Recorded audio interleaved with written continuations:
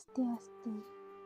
Perkenalkan, kami mahasiswi pendidikan guru sekolah dasar semester 6 kelas A Denpasar, Fakultas Dharma Acarya, Universitas Hindu Negeri Igusti Bagus Sugriwo Denpasar. Pada kesempatan kali ini, kami dari kelompok 2 akan menyampaikan mengenai Purana. Adapun pembahasannya itu Payu Purana, Bhagawata Purana, dan Narada Purana. Langsung saja mari kita saksikan video berikut ini.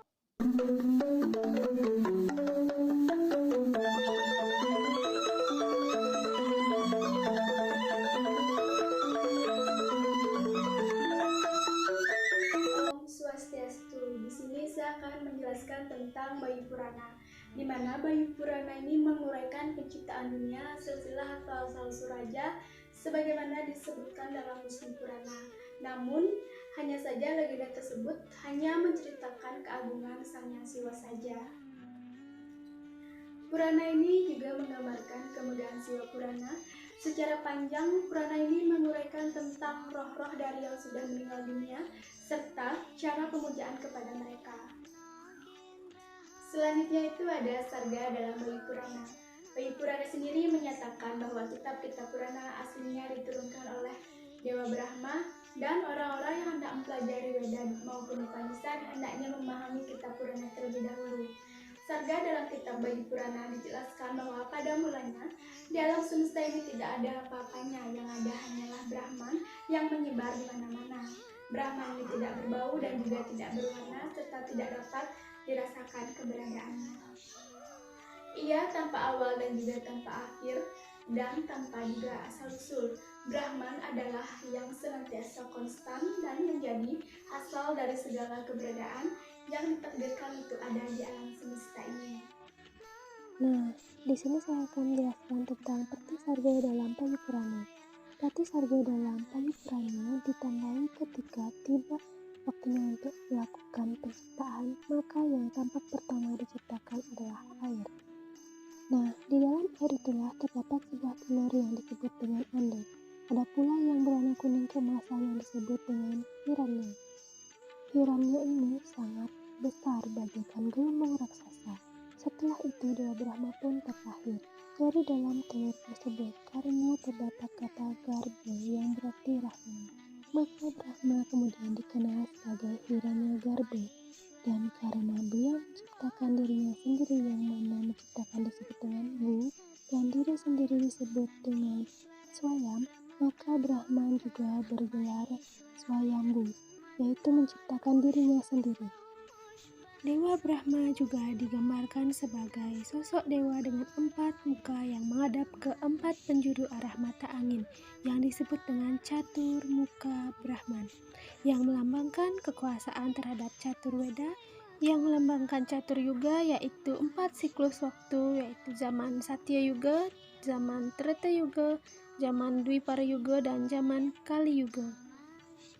Yang melambangkan Catur Warno yaitu 4 bagian masyarakat atas golongan Brahmana, Ksatria, Vaisya, dan Sudra.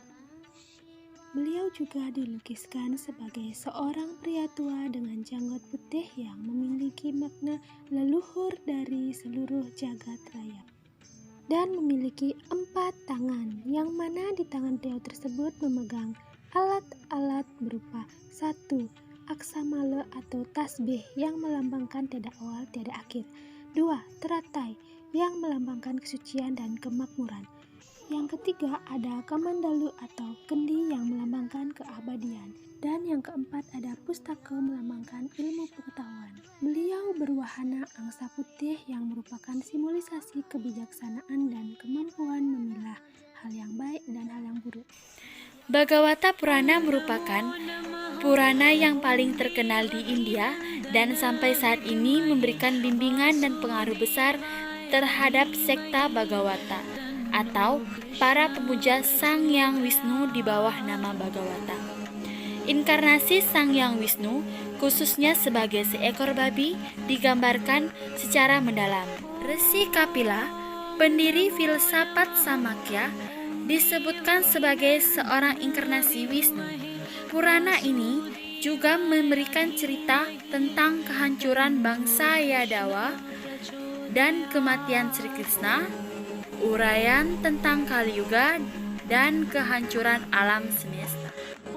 Dalam berbagai Purana, biasanya disebutkan ada 10 reinkarnasi Dewa Wisnu.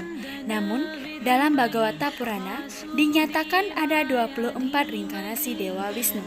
Sarga dalam Bhagavata Purana yang pertama kali diciptakan adalah sebuah telur yang maha besar yang disebut Brahmanda. Selama berjuta-juta tahun, telur itu mengapung memenuhi semua ruang.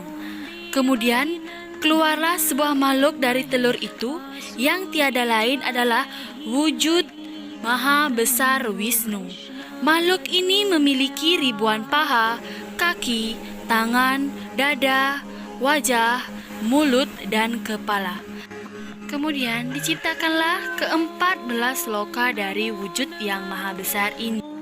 Wujud siswa rupa ini terbentang seluas wilayah alam semesta dan 14 loka itu, sehingga tidak ada suatu benda ataupun makhluk yang berada di luar. Brahmana pertama kali muncul dari pusar Dewa Wisnu dan memulai proses penciptaannya. Dari kekuatan pikiran, beliau menciptakan 4 resi agung, yaitu Sanaka, Sanatana, Sananda, dan Sanat Kumara. Akan tetapi, keempat resi tersebut membuat Dewa marah karena tidak memperdulikan proses penciptaannya. Sehingga dari kerutan alis beliau lahirlah seorang anak yang bernama Nila Lohita, yang mana merupakan leluhur dari para dewa. Nila artinya biru dan Lohita artinya mempunyai nama. Lalu Brahma memberikan nama Rudra berasal dari kata Rud yang artinya menangis. Selanjutnya Brahma kemudian meminta Rudra untuk menciptakan makhluk lagi, tetapi semua ciptaannya merupakan makhluk kejam yang selalu menghancurkan apa yang diciptakan oleh Brahma. Lalu Brahma memerintahkan Rudra untuk pergi bersemedi dan Brahma kembali berkonsentrasi untuk melakukan penciptaan sekali lagi. Selanjutnya keluarlah sebagai kitab suci dari mulut beliau. Di sini saya akan menjelaskan tentang Narada Purana, di mana Purana ini mengulas tentang percakapan antara Maharsi Narada dengan Sanat Kumara, yakni ketika Narada muncul sebagai seorang guru Wisnu Bhakti, penyembah Wisnu yang saleh. Tema-tema yang utama adalah uraian tentang festival upacara-upacara pemujaan Sang Hyang Wisnu, katalog tentang dosa-dosa dan hukuman-hukuman di neraka yang harus diterima. Wisnu Bhakti menghapuskan semua dosa, demikian pula Sungai Gangga, tugas-tugas caturwarna, upacara serada, dan penebusan dosa atau prayaschita, kesengsaraan dari penjelmaan, dan upaya mencapai keselamatan melalui sarana yoga dan bakti kepada Sang Hyang Wisnu. Di sini saya akan menjelaskan tentang Narada Purana atau Narada Muni adalah seseorang yang bijaksana dalam tradisi Hindu yang memegang peranan penting dalam kisah-kisah Purana atau khususnya pada Bhagavata Purana. Narada digambarkan sebagai pendeta yang suka mengembara dan memiliki kemampuan untuk mengelilingi planet-planet dunia yang jauh.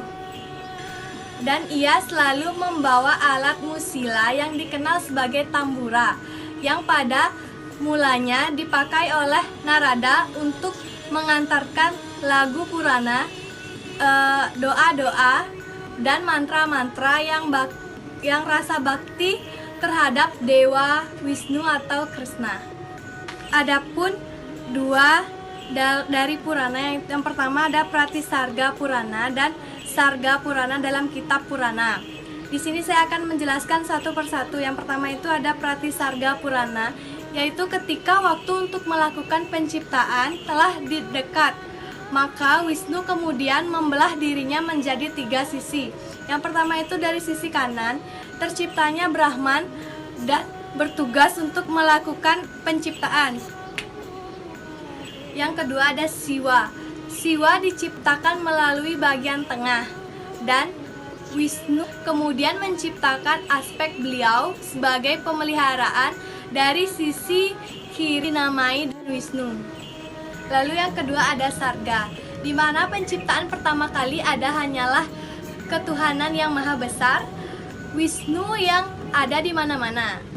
Beliau tidak memiliki wujud apapun atau ekspresi dan bahkan beliau tidak bisa digambarkan.